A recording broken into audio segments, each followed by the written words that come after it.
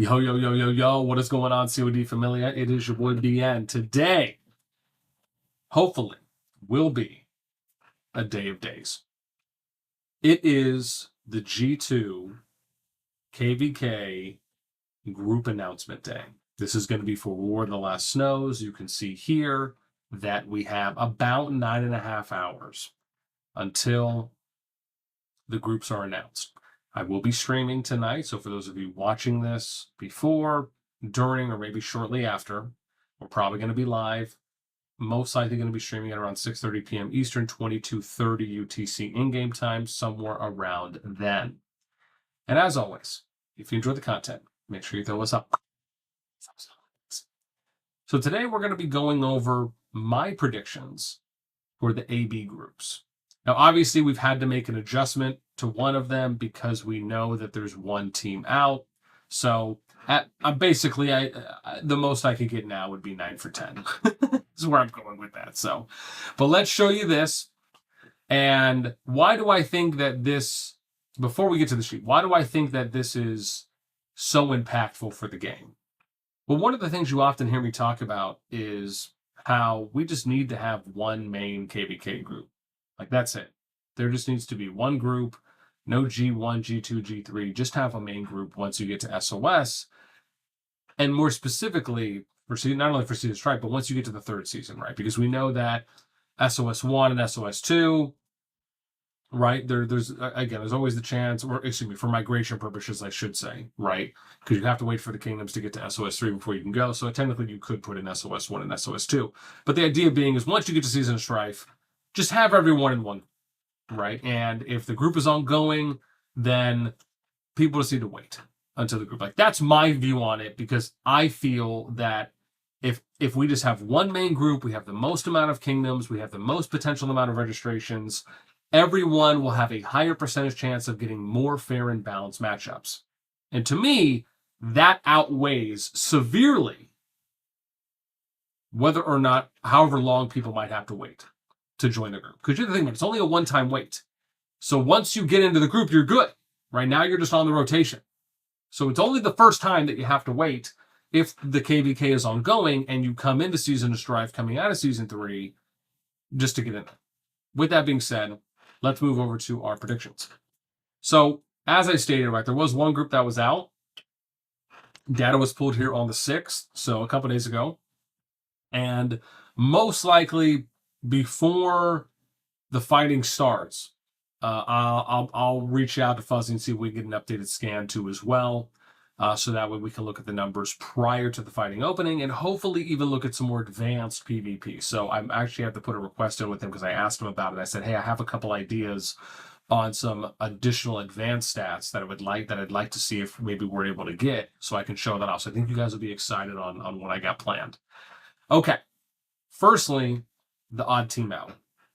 We know that this is confirmed at the moment, but we'll see if it ends up being that case at reset tonight.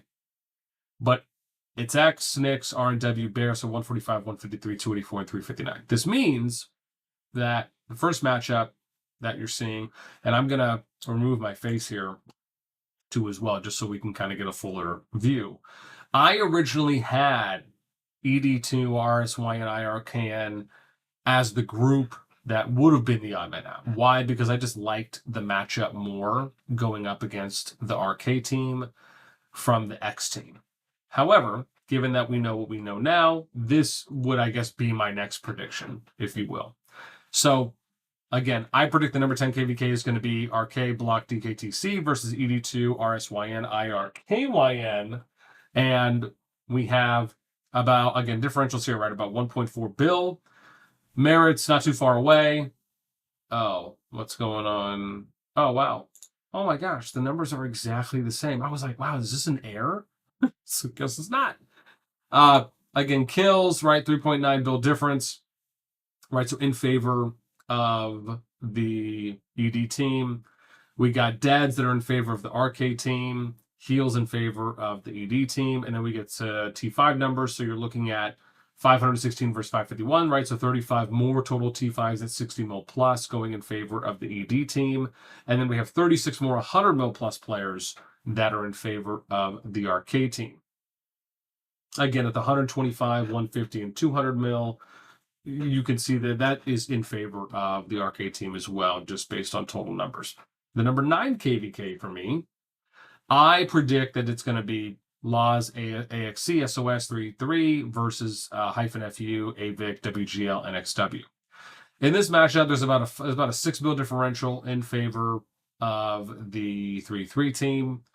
We got Merits at a 1.8 billion differential, but that's in favor of the WGL team.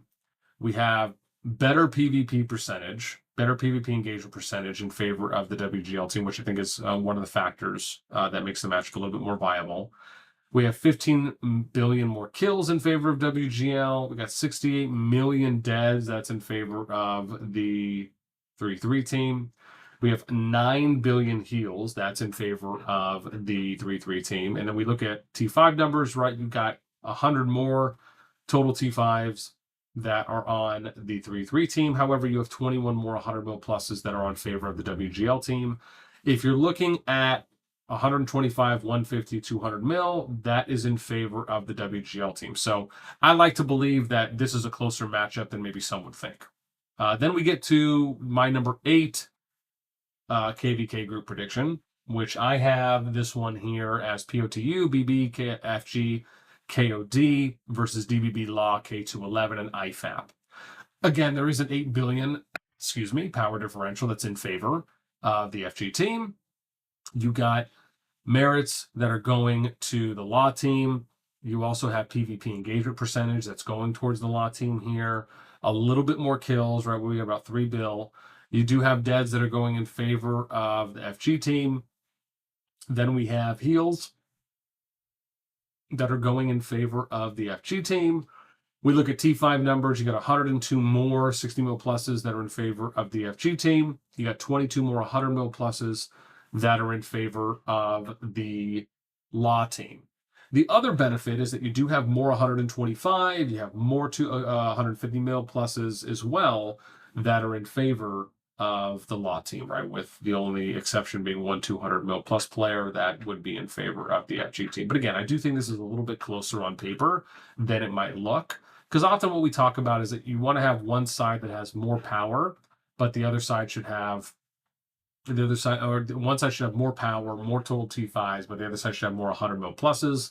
But I do also think that the 125s and the 150s and the 200 mil pluses do factor in heavy as well. So that's one of the reasons why we are mentioning that. Number 7 KvK prediction.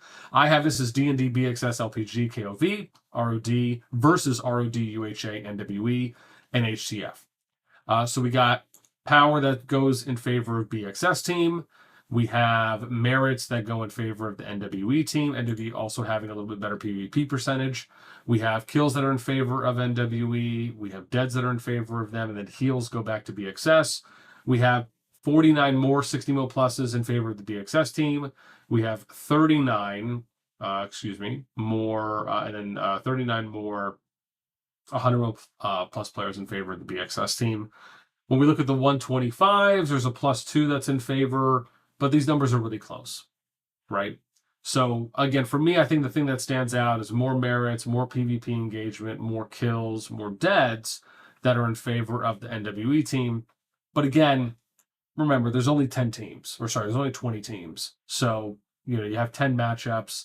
You also have to consider who you put against others, because sometimes you might, even if you want to put someone against another team and it would be the closest matchup ever, it may make other matchups worse. So sometimes you might have to, sacrifice a little bit. So that's kind of one of the things here is I do think there could have been another matchup that was a little bit closer, but it would have impacted some of the other ones.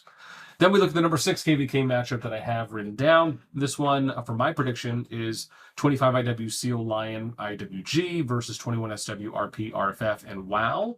So we have power that goes in favor of the 25 IW team. We have merits that goes in favor of them. Again, more PvP percentage that's in favor of them. We have more kills, all by a little bit. Deads that are in favor of them as well. 170 heals that are in favor of them. 39 more 60 mil pluses, but this team has 23 more 100 mil pluses on the RFF side. if we look at, and then also they have plus 6 more 125 mil pluses. They have 3 more 200 mil plus players as well. So again, I do think this matchup's a little bit closer than it might look. Then we get to the number 5 group. This is my prediction for the number 5 KvK. This is going to be NF57, 14BS, SG97, EVG versus NTS, BEK, MM, and 1UP. So we have, and again, this is, again, you're going to look at this and you're going to say like, oh, well, like this is pretty steep here. And again, I do think the power differential is decent, right? I do think that's going to be a factor. But again, it's one of those things where it's like you kind of have to pick your poison at that point. So that's why I put them here. This may not necessarily be what they go with, but this is my prediction based on all the matchups, and I don't think that this is too awful. But you have 13 Bill that's in favor of the NF57 side. You do have better merits. You got better PvP percentage, right, by almost 2.3%. That's in favor of the MTS team. You have very close in kills. You got better deads, willing to sacrifice more. You also have heals, 29 Bill that's going in favor of them. But a lot of the other numbers, if you just kind of remove the power, are pretty close. If we look at total numbers, you got 103 total T5s. You got 7 more 100 mil pluses on the NTS team. If we look at this, you got 10 more 125 mil players on the NTS team. You got 1 more 150 mil plus player, and you got 3 more 200 mil plus players. I do think that will be a factor along with some of the others. But again, I can understand how the 13 Bill is just not super attractive to some people. Like I said, I think when I look at all the other matchups and all the other pairings we could have done, this to me felt like, again, it is kind of one of those lesser of two evils that you have to choose because there is only 20 teams. What if there was 40 teams, right? It would have been better in that case, right? There just would have been the opportunity for more flexibility. But again, if you think there would have been a different matchup, let me know. Then we get to the number 4 KvK. So I have here GGROV ACMBH versus OMG, BOM, GPX, and RAC.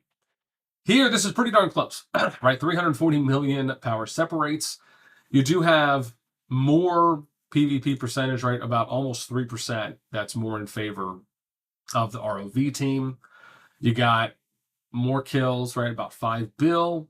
And then you got about 33 million deads. So smaller number, but in favor of them as well. And then about 10 Bill heals. However, there we go. I had to hold that one in. We got 41. And again, this is, you'll see here in a moment, right? So you have 41 more total T5s that are in favor of ROV. You also have 83 more 100 mil pluses. However, where I'm going with this and where I think there is this is closer than it might look, is you have 6 more 125 mil players on the RAC team. You got 19, so almost double the amount of 150 million plus players, and you have double the amount of 200 mil plus players. So again, I think that evens it out closer than when you're just kind of initially looking at some of the baseline figures. Then we get to the number 3 KvK group that I would predict is FA, EIS, A2G, SHPZ versus 30 NA, ASH, O5DK, and Squiggly Eyes. This one, we have about a 3.3 billion power differential that's in favor of Squiggly. Then we got 220 million merits. That's pretty close, right? I mean, the percentages is only off by 0.1, but I guess you could say 0.11 with how that looks.